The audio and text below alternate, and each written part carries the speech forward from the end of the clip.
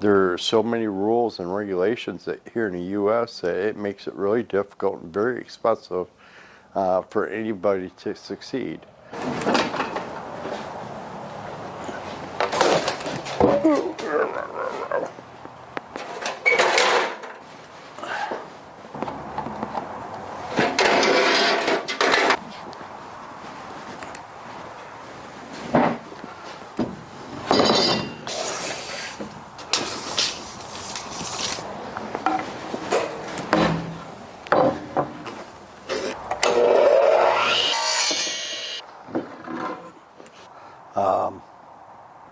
Today, I'm making the pig feeding station. So it's a station in which they'll be able to get their food and their water from without making a big mess on the ground. They're not using the water to create a big mud puddle. Then they ain't getting the food all over the ground either. So we're going to try to eliminate some of that waste. Hopefully this will turn out to be the best pig feeding station around. Well, time will tell. You never know. Listen, I'm not a conspiracy theorist or anything like that, but I do know that our country has taken a different turn as far as food goes, and you feel free to Google this on the internet. You know, I'll give you an example. I think that towards the end of last year, our government signed off and approved for Paraguay to start shipping beef here into the U.S. Now, not all cuts of beef, but they're allowed to ship beef into the U.S. And nothing against Paraguay. I think they're great people. It's just they got problems down there with hand, foot, and mouth disease. Kind of questions whether, we want that coming up here or not. Don't know. It might be safe and it may not. The pig feeding station is going to be 5 foot by 55 inches wide by 42 inches tall. So this is going to, the back of it will be 42 inches from the top of the base here. I've already got all the baseboards cut. Those are all at 60 inches. And now we're going to treat these with tung oil. I know a lot of people are out there concerned or saying, hey man, you should use pressure treated wood, that way it won't rot and stuff, but our animals are involved. We want to keep the pressure treated wood away from them as much as possible. So we're going to treat it with tung oil, a little bit better than linseed oil in my opinion. Gives a better seal, better protection, and it's non-toxic. So it'll be fine around the animals.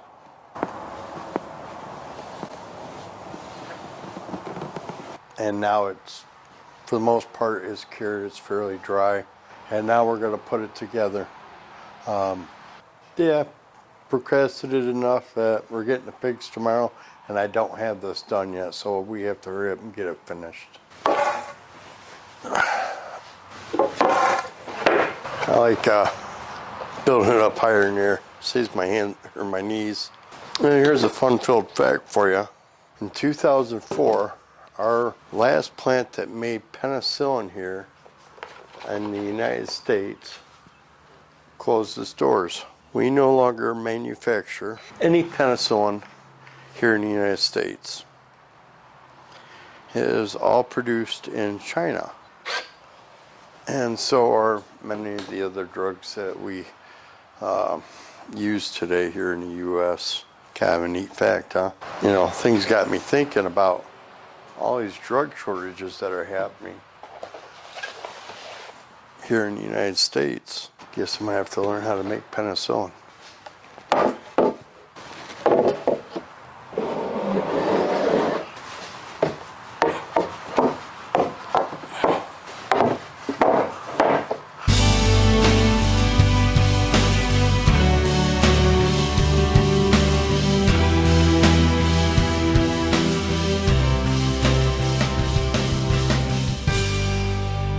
It's time to take these off of here and put them together.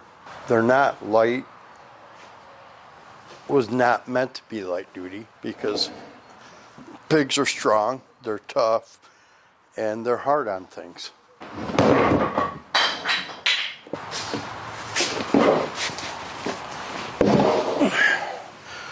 get the big one down now.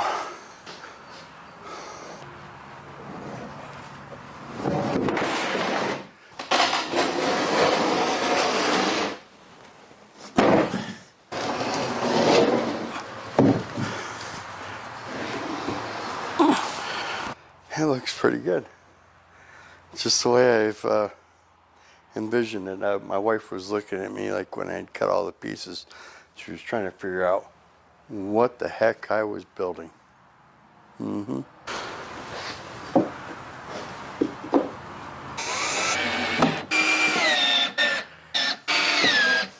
looking forward to getting the pigs and growing our own meat. We're pretty excited. It's always nice to know where your food's coming from. I don't know if it's cheaper, but at least we know where it's coming from and what we're feeding it. Speaking of feed, it's time to start installing the pig feed. We'll see how that goes. I wasn't sure what style I wanted to feed the pigs with, whether I wanted to put a trough on here or a feed station like this. We bought this feed station on Amazon. We'll see how it works out. If it doesn't, then we're going to go to plan B, and I'll build a little trough to go on here to dump stuff into. So let's get this put together now. Well, the feed station seems to be a success. The pigs are able to get water out of there. They're able to get the food out of there. And the only mess they have is what's up here, so it's not going all over the ground. And that was the idea behind doing this. And now actually it wasn't my idea. I got this idea from Living Traditions. And thank you, Living Traditions. You guys got a wonderful channel. I think this is going to be a benefit. I really do. Now today, I have to hook up the electric fence. They've already started trying digging under the fence, and we don't want them getting out because I guarantee you, if these guys get out, I will never be able to catch them. It'll be impossible. We're just trying to corral them to bring them home. They were fast, and when you get them out in the open, you can forget it. Just sitting there laying down and chilling.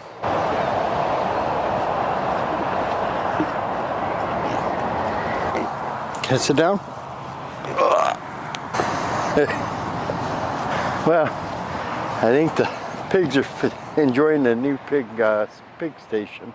We picked these two pigs up. They were $150 a piece. We wasn't able to buy them from the auction, so we went to a local farmer who breeds pigs, and we picked these pigs up. They're actually a lot of fun. I didn't know how much I was going to enjoy having pigs, but I seem to enjoy them a little bit. If you look, we've got a hinge that actually holds the water nipple on.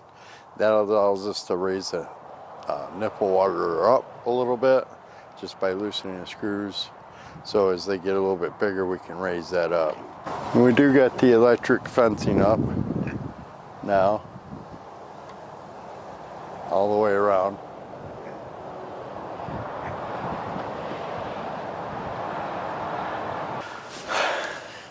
Brought you in here so we could talk a little bit to finish up some of the conversations I had earlier.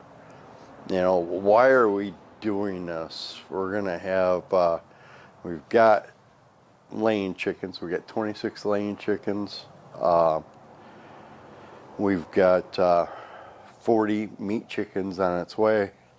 We have 2 pigs, And hopefully in a month we're going to have 2 goats. Not only that, but we have a nice sized garden. You know, we like to grow our own food. We've enjoyed it. We've enjoyed the learning process. We've had some failures, you know, potatoes, sweet potatoes, corn. Yeah. The animals loved the corn. They ate it all. But nonetheless, it's been a fun learning experience. This year is more about seeing how much we could put in our freezers. We plan on doing a lot of canning. You know, our channel is here to help you learn what we're learning, and learn what works best, what don't work. We've learned, like the layer chickens, we've learned that the hoop houses work best. Easier to build. They're way cheaper to build. I could build a hoop house the size I got. It's 24 feet long by 10 feet wide. There's 240 square feet in there, and I did that for less than $400 and all the materials. And it took me a couple of weekends. And we're gonna let you know what the cost is. Like processing your own meat chickens is about $16 a bird. You know, but if you were to go buy that same chicken at the grocery store, the chicken, and these chickens are they're pasture raised chickens, you know, organic. They're $32 a bird if you go to the grocery store. So, and we save $16 a chicken. We're going to let you know exactly what the cost is, what it costs us to buy the pigs, to feed the pigs, to process the pigs. We're going to know exactly what those costs are as well. The benefit of growing our own food and knowing what's going into that food is extremely important to us.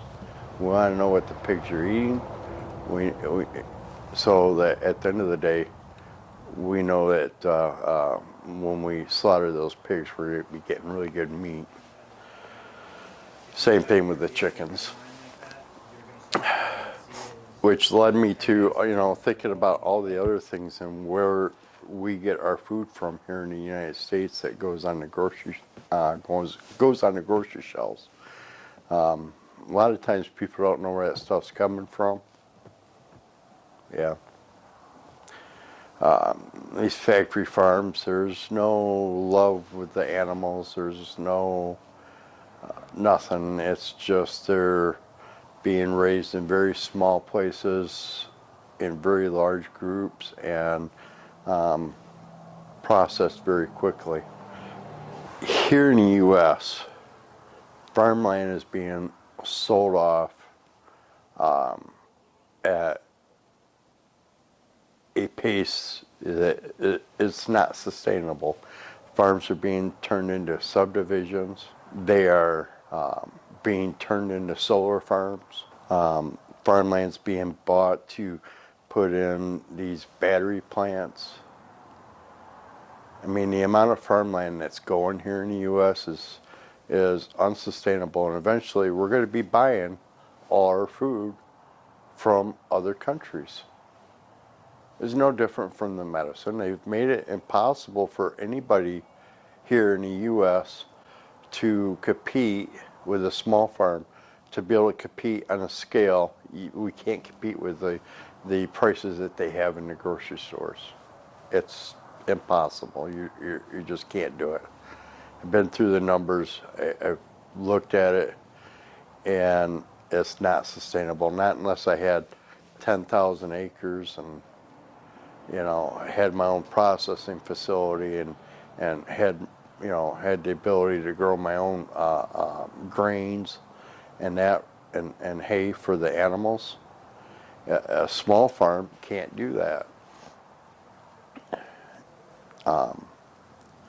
There are so many rules and regulations that here in the U.S. that it makes it really difficult and very expensive for anybody to succeed. They don't have to have that in those other countries, whether it be China, India, Paraguay, Taiwan. I mean, we talk about, you know, a lot of the Asian countries, a lot of the South American countries, they don't have the same rules and regulations that we do. They don't have to have a USDA inspector on site or have inspections by the FDA or USDA or the health departments, and everybody's got their hand in your money. And you can't compete with countries that don't have to have that. And eventually, what's going to happen is it's going to be like the drug industry. All the food is going to be imported from somewhere else. And the United States will yet be in debt, and people forget how to grow their own food. I mean, where do we go from there? It concerns me, and that's why we're doing this. We're learning how to do this, and then hopefully we're teaching you how to do this. You know, if this is something you want to learn, these are skills that our parents, our grandparents, their parents before them, that have gone on for years, and those skills are being lost. They are being lost. I think, you know, I look at my kids, and the majority of them aren't really wanting to be involved in what we're doing. And that's okay, I understand. It's easier to just go to the grocery store and buy it, but it's expensive. Anyhow, I welcome your comments. You understand why we're doing this. We're doing this for ourselves. We're doing it to teach you, and hopefully you're going to get something out of this. Thank you, and have a great day. Oh, and one last thing. If you like this stuff, please subscribe. I don't usually talk about the political side of things or food insecurities, but today I just have watched enough of the news that it's kind of concerned me. Anyhow, have a wonderful day. Subscribe, like this channel, share it, and I'll see you the next time.